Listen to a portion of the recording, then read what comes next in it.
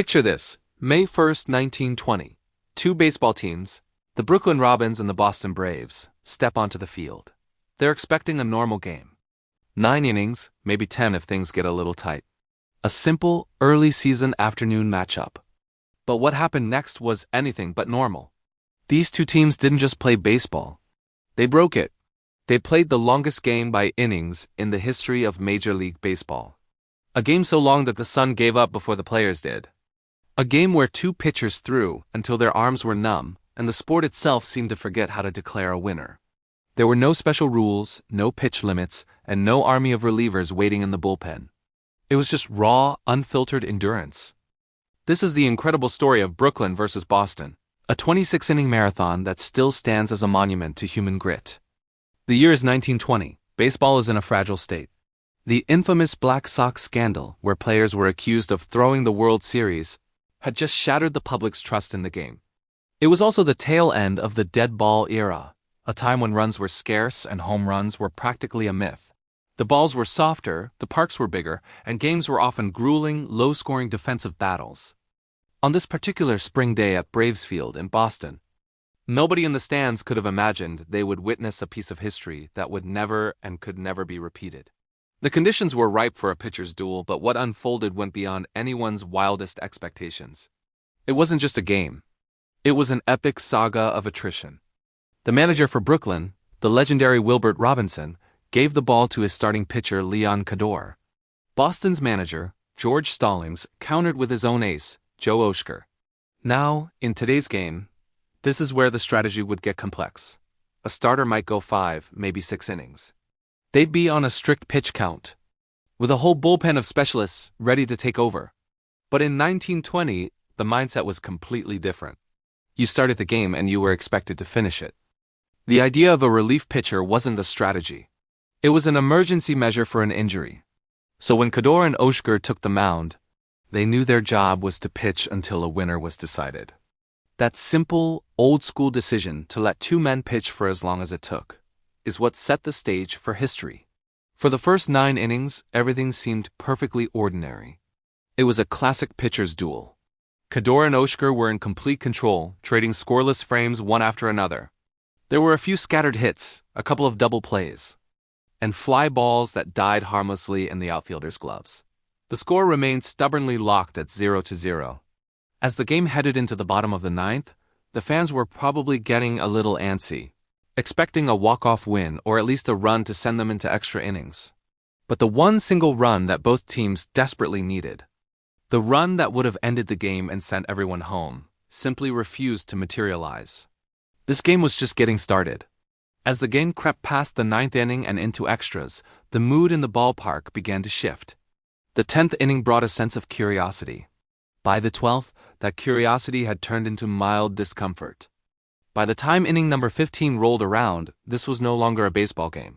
It had transformed into a brutal test of human endurance.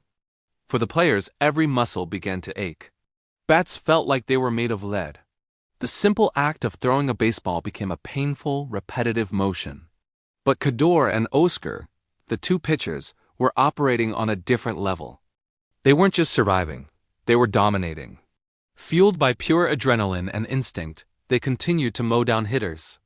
Every batter who stepped up to the plate looked exhausted before they even took a swing, facing two pitchers who had somehow found a way to defy fatigue itself. The sun, which had been high in the sky when the game started, began its slow descent toward the horizon. Long, ominous shadows started to stretch across the diamond. Remember, this was 1920. There were no towering stadium lights to illuminate the field. When the sun went down, the game had to end. But it wasn't down yet. The players were running on fumes. Fielders would slump over between pitches, trying to catch their breath. The catchers, who had been squatting for hours, struggled to get back on their feet after every inning. Yet the fans stayed.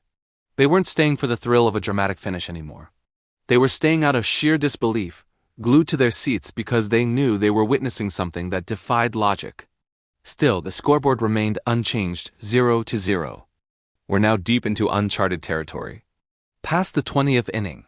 At this point, the game wasn't about winning. It was about escaping. Every player on that field was desperate for it to end, one way or another. Each at-bat felt like it had to be the final one. Every pitch carried the weight of a potential game winner.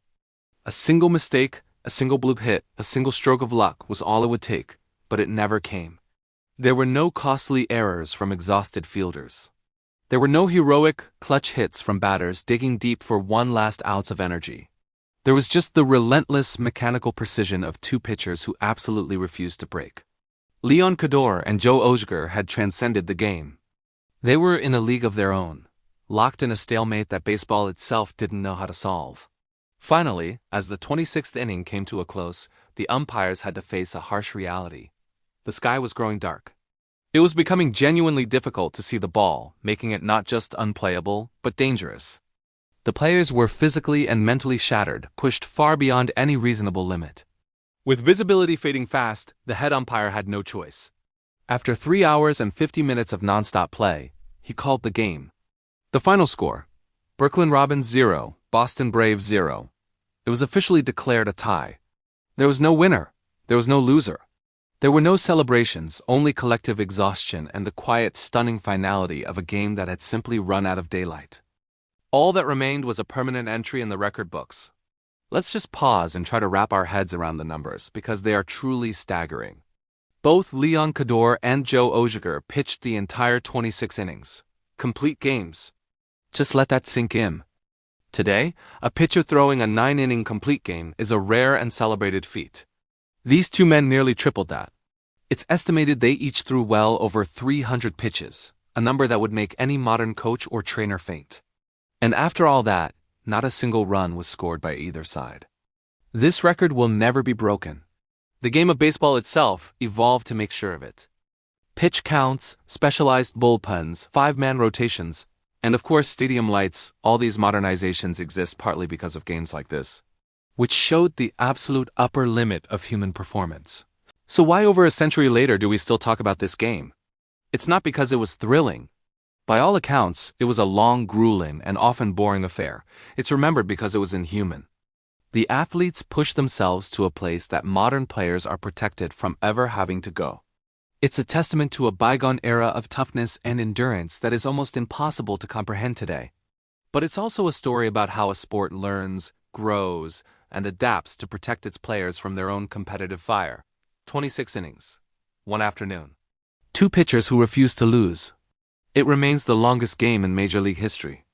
And a powerful reminder that sometimes even a game with no winner can leave behind an unbeatable legacy. If you love hearing about baseball's forgotten stories and incredible records, make sure to subscribe for more. Thanks for watching.